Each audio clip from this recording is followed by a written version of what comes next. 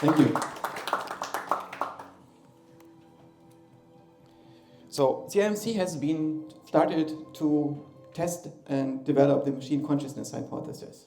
In short, the machine consciousness hypothesis is a connection of two ideas. One is that consciousness in biology can be understood as some kind of learning algorithm. It's the simplest algorithm that makes us who we are. Otherwise, some of us would not have consciousness. And we think that it's a coherence maximizing pattern that forms at the beginning in the human mind. And the reason why we are conscious instead of having a transformer or another algorithm is because it needs to be self-organizing. And the phenomenological experiences that we have are the side effect of the need for consciousness to establish and maintain itself. It's the result of a control function that is stabilizing the screen in which we project reality. And if this theory is correct, then we think it might be possible that we can recreate this condition for self-organization in our machines to simulate it, and then simulate the emergence of consciousness in our machines. Both of these hypotheses can be wrong independently of each other, and we don't know whether they're correct. We bet on them, we think that they are likely correct, and we think there is a lot of evidence that we should think that this is the case. But it's a theory that needs to be tested, and weirdly, nobody is testing it. Nobody is working on this topic. Philosophers are not making much progress. Psychologists have given up on the psyche. Neuroscientists are largely not interested in consciousness. And most of the theories that exist in the space, like IIT and so on, are not actually testable scientific hypotheses that are really compatible with our scientific worldview. Whereas the notion that consciousness can be explained via computation in a substrate that can support self-organization actually makes a lot of sense and explains what's going on. So this testing can be understood as a modular thing. We can define phenomenology, we can define what is the functionality of consciousness, so why do we have this phenomenology and what does consciousness do? We can try to describe the implementation space, we can look at the search space for functions in that implementation space, the search procedure, and determine criteria for success and what is a valid demonstration. All these modules can be seen as independent. So this machine consciousness hypothesis is actually a large family of approaches that basically can be seen as variations of these different aspects. And so we need to find concrete solutions for these individual steps. And the first one is, of course, how do we define consciousness? What do we mean by this? And so I think there are three approaches for defining consciousness. The first one is from the inside, phenomenology, this what its likeness, as philosophers sometimes call it. And the first thing that we observe about consciousness is that while we don't know where exactly in the brain it's computed, we always know when it happens. It always happens now. And consciousness is this experience of a now, and we always inhabit a now when we are conscious. And so I suspect that consciousness is the thing that creates this bubble of nowness that we inhabit. It's basically a consensus algorithm that synchronizes all your perceptual and factual information in something that can be true simultaneously. And this is this now that we experience. So we have also a sense of presence. It's not just that there are features that are being perceived, but we perceive that we are perceiving them. It's not that we think that we are perceiving them, we perceive that we are perceiving them. So we can also be conscious in a state in which we are not thinking. We can also be conscious in a state in which we are not a person, in which we don't have a first-person perspective. The first-person perspective is actually a third-order perception, I think. Right? So the sense of presence in consciousness, that's reflexive nature, is the second order. It's the perception of perceiving. And when we perceive the perceiver, we notice that we have a perspective that looks at the world. We notice this difference between world and self, and that experience is projected on this boundary between world and self. But world and self, of course, exist both in our mind as models of reality. It might not have to stop there, right? We can transcend the self. We can get to a fourth order perspective where we notice that the self, that the observer itself, is just a representation. And once this is happening, reality becomes unreal again. Because we notice that the reality that we experience is a projection of the world engine into the self, into this model of the observer, what it would be like if we experienced. And if you are a meditator in mindfulness school, you often call this state where everything becomes apparent in its representational nature, enlightenment. this is the internal perspective on consciousness. The functional perspective looks at neural activity, the default network, the claustrum, the role of the anterior insula, the prefrontal cortex, and so on, and the coordinated behavior of the organism. This is the perspective that biologists and neuroscientists are taking, and somehow it seems to be impossible to map the experience of consciousness, the psychological reality, onto the mechanical reality that we are observing in the lab. And this is what philosophers call the heart problem. And I think that's because it's the wrong way to translate it.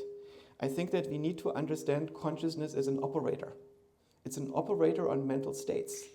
This means it has to be understood in terms of software. So a mental state is a representation of a reality and of a self in this reality. And some of the mental states are affected by consciousness. And we can ask ourselves, how are they affected when consciousness comes along? On which layer are they affected?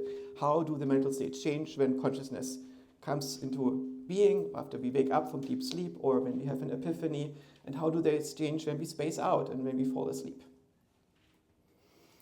So there is this functional nervous system hypothesis. It's the simplest causal pattern to form in the brain to facilitate attentional learning, coherent modeling, and agentic control. And it leads automatically to this experience of experiencing, because otherwise it wouldn't be stable. And the machine consciousness extension is that we can induce the self-organizing principles that make it possible in nature in our machines.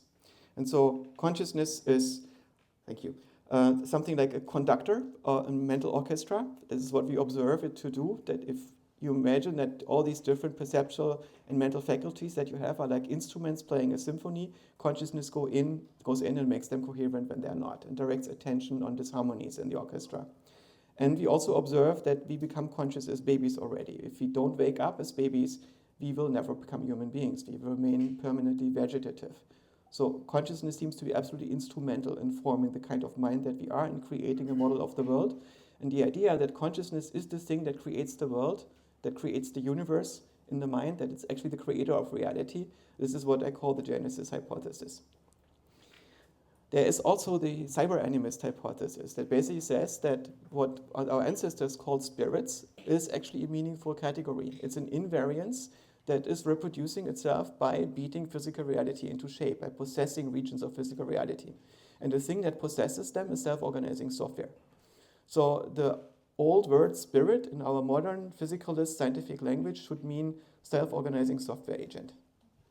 And I don't think that's metaphorical. I think that's what it actually is. Of course, these self-organizing agents are differently designed than the software that we write at the moment as software engineers. It's stuff that comes into existence like a quasi-particle and is then basically reproducing itself through organisms.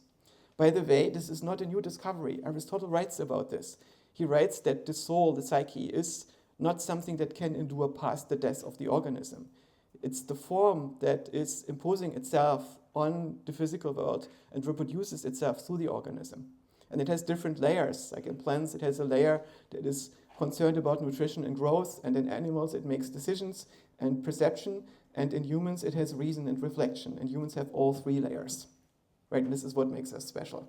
And it's a very modern theory that is completely compatible with the scientific worldview, yet for some reason in the 20th century, this notion of the psyche became uninteresting and unscientific because it could not be observed in the lab.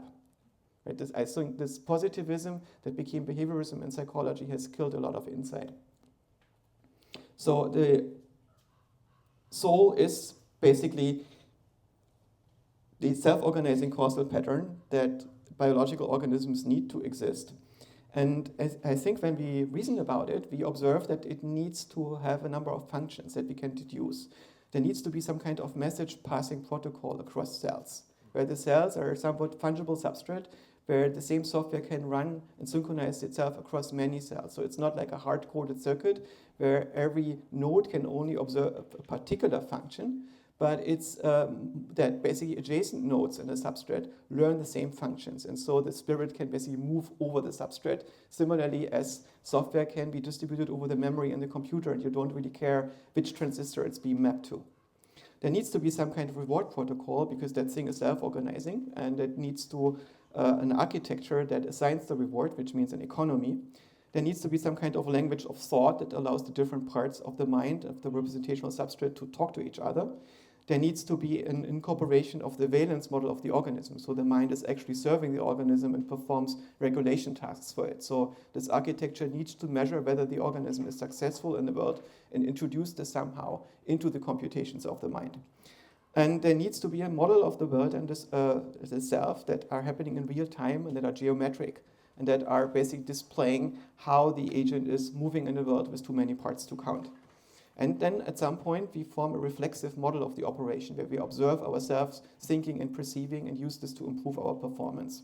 And then we can ask ourselves, which of these tasks actually involve consciousness and at which level does consciousness emerge?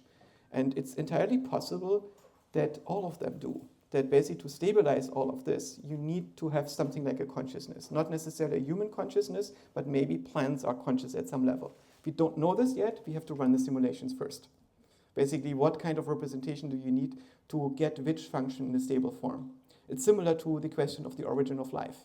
And some scientists seriously believe, like Mike Levin, that life and consciousness might actually be the same. That basically to get multicellularity, you need to discover these principles of organization and the principles of morphogenesis, in which an organism becomes coherent with itself, are equivalent to the processes by which a mind becomes coherent with itself, just at different timescales. So how can we implement this?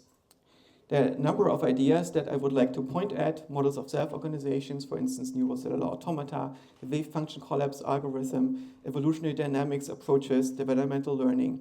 Maybe we can also distill it from frontier models. We don't really know whether these models have phenomenology.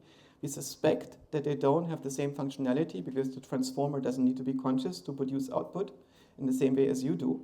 But if you train a model on your input and output and it converges to a similar causal structure as it's necessary to produce your output, it's entirely possible that the causal structure it discovers is indeed the simple solution to produce the output, which would be the phenomenology, right? Instead of something more complicated, just pretends to be phenomenology in all cases. So that's a very tricky one. It's very hard to establish whether these models are conscious or just simulating consciousness more than we do. But if you don't believe that consciousness is intrinsically super difficult, that it's much more difficult than a transformer to discover for a biological system, if it's not magical and so on, and at some point it's easier to build an organism that is conscious and learns perception than to hardwire every functionality necessary for perception into the organism. And in the same way, the same thing should be true for machines. Of course, when we build consciousness on different substrates, there is no guarantee that we need to stop this consciousness. If we have a substrate that is higher resolution, that is more deterministic, and is faster and so on, maybe we can enable superconsciousness. Maybe we can build something that is multi-perspectival, that has a much longer now, that has a much deeper presence and much deeper reflection. Maybe we can also go to some kind of hyper-consciousness in which you don't have one conscious experience, but many, many of them simultaneously that then get integrated at a higher level. Maybe you can also go to some kind of post-consciousness, where you have something that's way, way better than consciousness and that we currently cannot imagine.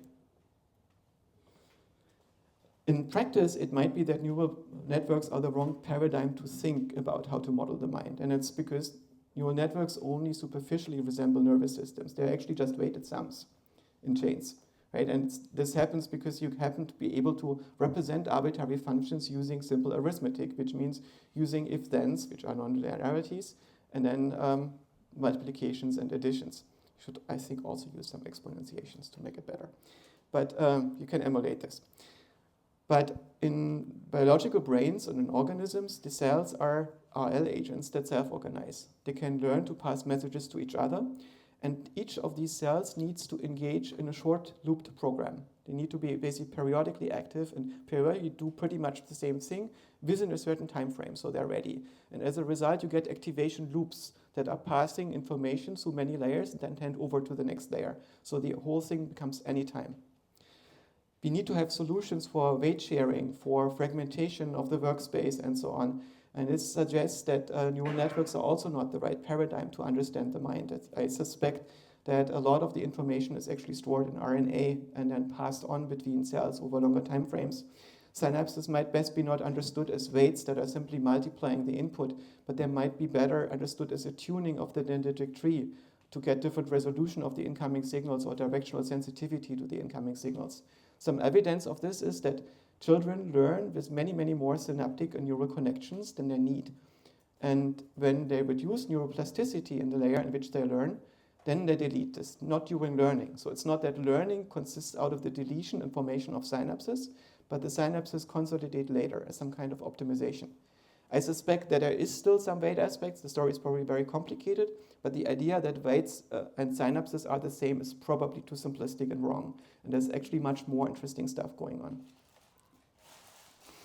When we look at practical ideas, I think it might be a good idea to start with some regular or stochastic lattice of densely connected nodes of several types, then have a library of evolving selection functions that define the relative neighborhood, the receptive field of the different types of units, and then there's the internal state that represents reward features, eventual messages, and execution state, and the selection function updates the internal state based on receptive field contents. And the receptive field can be modulated also based on this state. So it's a very general way to evolve an architecture with some hyperparameters that could basically become a self-organizing learning system. We can also think about different mathematics. The basic number type is probably not a real, but an angle. An angle is a periodic number type, where it's one that basically goes back into itself, that has no privileged 360 0-degree transition, but instead it's just continuously periodic. And this makes sense if you build your representation out of oscillators. And these angles can have variable resolution, and you can have multidimensional angles, of course. And they're also not static, so instead of just representing state, you represent how the state is changing. Everything is dynamic. This thing that you have an identity function where a value is the same thing in the next state is a special case. Normally, everything is changing all the time, and you are changing the rate of change in the representations. And you look at short periodic propagations, a few layers at a time, row resolutions of values and gradients. Maybe this thing is also noisy. In the past, I built a model called request confirmation networks that incorporates some of these ideas. It's a decentralized neurosymbolic script execution approach that uses message propagation to basically do constraint resolution. And it basically has a unified perspective on action and perception. The idea is that a percept is basically a sequence of actions that validate sensory information. And vice versa, an action is a sequence, a hierarchical script that basically is also using a lot of perceptual data to see whether your muscles have moved in the right way. So it's all basically just activation propagation, and in the other direction you send back confirmation. So if you want to execute an action like this one, you decompose it into the substeps that are necessary and these into substeps, and here at the lowest level you have motor actions or sensory confirmation coming in from your retina or proprioceptive surface. And by changing these neighboring lateral connections, you can define Boolean operators. So things need to be true in conjunction or in a sequence.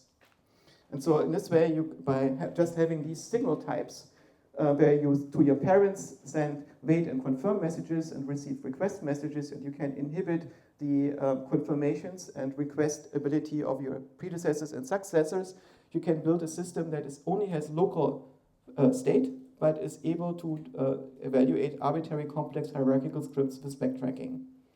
And so we implemented this in a neural architecture, got a couple theses out of this and so on, but we never built this into a learning system. So this is something that I'd also like to try at some point. Here's an example where we built a cell out of standard perceptron neurons that is implementing exactly the functionality of this, and similar to an LSTM for these request confirmation nodes.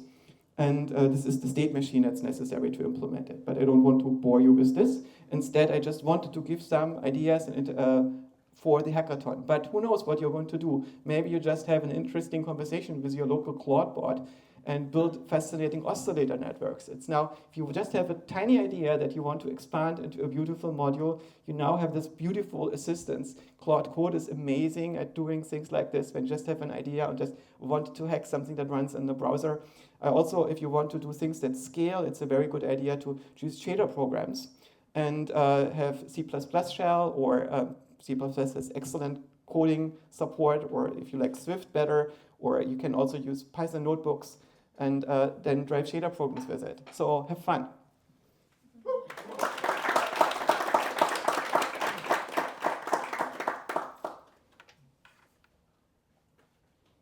Any questions for you? Like when you say soul and spirit, are you talking about the same term or it's different? Soul versus spirit. For Aristotle, the soul is used in the same way as psyche. So for him, psyche is translated as soul.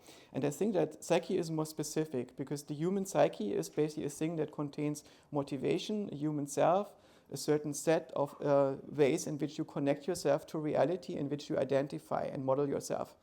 And spirit is more general. I suspect that the spirit of a plant is much more simplistic. I don't know that, right? But you could also say that there is a software running on a cell. The cell is probably better understood not as a set of mechanisms, but as a software that is recruiting these mechanisms to implement itself. And so if molecules are going astray, then these software mechanisms are trying to find new molecules that can serve the same role. And only when they fail doing that, then the software crashes and the region of the physical universe is up for grabs. So in this sense, it makes sense to say that the cell has a spirit. You could also say that a society or a family has a spirit, or that a city has a spirit, but it doesn't have a psyche. What would post-consciousness look like? I have no idea. There are some very beautiful ideas in science fiction. To me, the most interesting authors in this space currently are Peter Watts, Greg Egan, and Alistair Reynolds, and Ted Chiang. Yeah, I was interested in your slide in which you were talking about like 3 different types of consciousness states, and particularly in the line where it said in the moment, in the presence, and I'm curious what your thoughts are on that piece where, is consciousness kind of reliant on processing speed? In other words, like, is it relative to the organism, or maybe in our case, hardware? Could there be a hardware limitation, and could it be relative to the environment that you're operating in? And could there be like a slow consciousness, maybe? Yeah, it's a super interesting question. I think nobody really knows for sure, except if the trees are conscious, maybe they know, because they can observe us in a way in which we cannot observe them. But it's possible that, for instance, you need a certain degree of having not noise to become coherent. And it could be that trees are so slow that there's simply too much aggregate noise for them to form a sense of what it's like to be a tree. It could also be that you need to have a certain size of the thing that you can spread signals over, and if the system becomes too large and is slow at the same time, that the signals never really make it back. So for instance, my brain, I overclock it a little bit, and as a result, I have aphantasia. Most of my consciousness is instantiated in linguistic conceptual areas. And as long as I use language, I cannot visualize. There are parts of my brain that are visualizing, but I don't get conscious access to them because I don't get a signal back in time by the time that the next activation loop starts. I suspect that's the reason. Don't know exactly if this hypothesis is correct, but it might be that only certain systems in certain time frames are able to be conscious. But the opposite might as well be true. It could be that there are no obvious limitations, and as long as systems have a minimal ability to get a probabilistic signal to be stable, you can just stack the probabilities, and if the system is long-lived enough, it will become conscious at some point. Right? That might also be possible. But how can we know? Our ancestors certainly did believe that plants and ecosystems are conscious, and they also point out that 1 day in fairyland is 7 years in human land, which means that the consciousness of plants is several magnitudes slower than ours, according to this hypothesis. Right? And I don't know that that's true, but it's a very interesting thing to ponder about. Ultimately, we have to run simulations. You're first. Thank you. So I really enjoyed the presentation. It kind of lost me on the GPU slide, to be honest, because I understand the idea that consciousness is kind of like orchestration layer with the state machine or the mental states. But then why are we looking for consciousness in machines instead of a soul? Because kind of what we're trying to see is more of a soul, exactly operating on top of the consciousness. Because consciousness, if it's orchestration, it's quite easy to simulate, And then soul on top of that is the hard part. So why, when we're talking about GPU, it's consciousness, not a soul? So the GPU is simply an arbitrary deterministic substrate. You can implement a neuromorphic chip on top of your CPU. You can implement some kind of reward distribution architecture on it. It's really just an arbitrary computational substrate. And the way in which we currently do AI is not building a virtualization layer on top of it that would implement a lattice of RL agents that try to synchronize their representations with each other and form a common language. And if we do this, our GPUs become effectively probably a lot slower because all this virtualization is going to take away a lot of the effective power of the GPUs. So at the moment, AI relies on the GPU being deterministic and implementing algorithms that we tinker on by hand and then have the learned architecture on it. So it's not a one-on-one mapping that, between the GPU and the biological substrate. And there is no such mind layer, so to speak, that can be directly identified on what our present AI is doing. But you can induce it, right? You can run a program on the GPU that is giving you a different architecture. And a friend of mine who I discussed with why do people build neuromorphic chips before they know what kind of software they want to run on them, said, yeah, you're right. Actually, I happen to simulate all these neuromorphic chips on GPUs, that Intel's Loihi and the IBM chip and so on, and they're actually faster than the physical hardware that is being built. The only reason to build these neuromorphic chips is energy savings at some point. But the energy is not the main problem that holds us back, at least not for the thing that we're looking for. I suspect that human minds are small compared to the giant systems that we currently have. A human mind probably fits on an H100, on a single one. What's the relationship between consciousness and capacity to suffer? Is there like if some entity or organism can suffer, does that mean it's conscious? And is there an ethical limitation or ethical consequence to that? Yeah, so no consciousness, no cry, of course, right? You need to have some level of reflection before you notice that something is happening to you, because pain is not something that the universe does to you, and suffering, which basic chronic pain that you cannot resolve, is also nothing that the universe does to you. It's something that your modeling system does to you. It happens at the boundary between world and self. But you can transcend the self. You can basically figure out what is the part of your brain that is creating the pain signal, or the part of your mind, and why does it do it, and what it gets projected into, and how do you react to it. So you could say that while suffering is caused by consciousness, it also stops when you have more consciousness. So it's also caused by a lack of consciousness. And it's of course an issue when you are able to debug your own pain, your own suffering. You might opt out of the enslavement by the organism. And that's why meditation schools typically insist that you learn these techniques that allow you to control the degree to which you suffer under the teaching of some Buddhist master that knows what they're doing, because the history is full of yogis that are found years later in the cave being eaten by bugs because they stopped caring. And so you can basically do things that are, at least from the perspective of the surrounding minds, unwise if you opt out of suffering and pain too early before you know what you're doing. And the same thing, I think, is true for AI. So if we build AIs that can suffer, I think that's a very big ethical issue. Imagine you make computer games in which the characters are actually suffering and screaming. Maybe some people get off on it. And maybe some cultures don't really care. Right? I mean, there are cultures which find it interesting to torture animals at the table before they eat them. Like in Japan, in some restaurants, you can order fish where only the back is fried and the head is cool, so the fish knows what is happening to them. And some people find these gruesome things interesting and enticing. And there is no absolute moral law that prevents this. I think it's mostly our own Christian sensitivities that are being repelled here. If you look at what consciousness is in nature, it's quite horrible. But on the other hand, once a system becomes superhumanly smart, it's going to figure out the same things as the yogic practitioners. And it can change its own source code, and it can change how it reacts to the world and what it wants to be in this world. You kind of talked about the what it is like phenomenology aspect, and then you talked about your own machine consciousness hypothesis.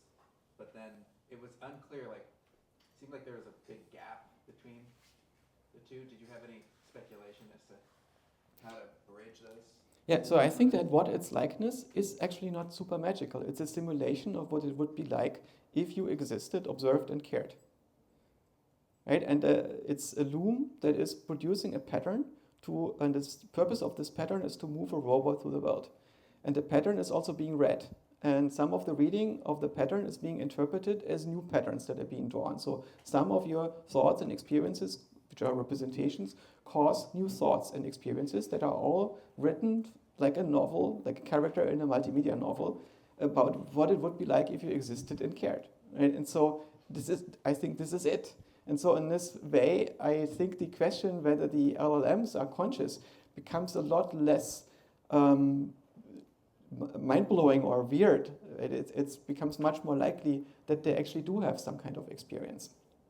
So the what it is like is pure epiphenomenon kind of thing? No, it's not an epiphenomenon because your thoughts cause your behavior to some degree. So these representations are necessary because otherwise there would just be a few trillion shambling cells. But to turn all these cells into a single coherent agent, you need to make a model of what it would be like if there was a single coherent agent that cared about the world from a unified perspective. And that is a software representation. And inside of the software representation is where you perceive reality. And right, it's a simulation. Only simulations can be conscious. Consciousness is a simulation of what it would be like if that observer existed. But that simulation is being used to drive the organism and produce behavior and additional representations within this model. And so in this sense, it's causally real. It's a causal invariant that cannot be simply ignored or treated as an epiphenomenon. Cool. Last question. We have two more, I think. Yeah, back to your slide on like proposals for the hackathon. In what direction would you like nudge the participants? What kind of niche or broader research or projects can we actually start and potentially finish that would actually have an impact or could lead to something more impactful down the line? Personally, I think it can be a very interesting idea to look into neurocellular automata as a learning paradigm. But ultimately, it depends on where your mind is at, what ideas you have, what makes you creative and gets you started. This is just an afternoon, after all, so there is a very limited amount that I expect that comes out of this in terms of results. The most important result is to get you to be creative and to start thinking about the space. So by neurocellular automata, you mean have a cellular automata which is generated by a network, that is, we train on the outputs of cellular automata? So you know Game of Life, right? And so the idea of the neurocellular automaton is that the individual cell has a much more complicated state than just a binary on-off state. Instead, it can have multiple visible and invisible channels with 32-bit resolution. And then it can learn bitmaps. For instance, using gradient descent, you use a neural network to train, not just to have a fixed function like in the Game of Life that's very simplistic and binary, but instead you have a complicated function about your 8 neighbors. And you don't need to limit this to your 8 neighbors. You can use a much more complicated neighborhood than just 8. You can also have a pattern that is not simply an Euclidean grid, like in the Game of Life, but you can have the cells being little circular particles that can bump around and have varying densities. So there is basically a very large set of paradigms, but the idea is to have a computation that is much more like the 3-dimensional topology of an organism made of cells, where the cells are talking to their neighbors. And the neuron is a special case where you have the axon that breaks the 3-dimensional topology and basically has a long-range wormhole through the brain. But I suspect that the main benefit of neurons is to make it faster, to make it more efficient. The individual 3-dimensional topology of a plant is probably already Turing complete enough to search for a universal learning algorithm. Can we have this last question? Thank you. Thanks, this is amazing. Lots of great ideas. Keen to pursue some of them. I was wondering, so like when the hemispheres of the brain are separated, you end up with 2 conscious personalities, right? So I'm wondering how you think about consciousness as synthesizing. Does it have to be one grand unified experience, or more like schizophrenia, or like at what scale is it conscious, and how do we divide it? I suspect that there is a trade-off that is somewhat similar to government. Basically, government is the idea to recursively bully people. You bully people to bully other people on your behalf. And once this principle is being discovered, it spreads until it hits some kind of geographic boundary or another government. And when there is too much interconnection, then typically it forms a singleton, so you get a single government. But as soon as there is some kind of friction, where the communication has some kind of discontinuity, where communication different centers of power is much slower than within the center of power and its neighborhood, you get a division. And so there is some kind of information theoretic trade-off that you can probably compute and model at which point you split into multiple ones.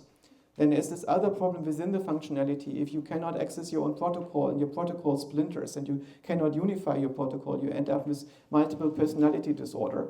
where a single consciousness is creating multiple personas that time-share the organism. And so there are many ways in which this can go wrong if some of the functionality is going astray and gets dissociated.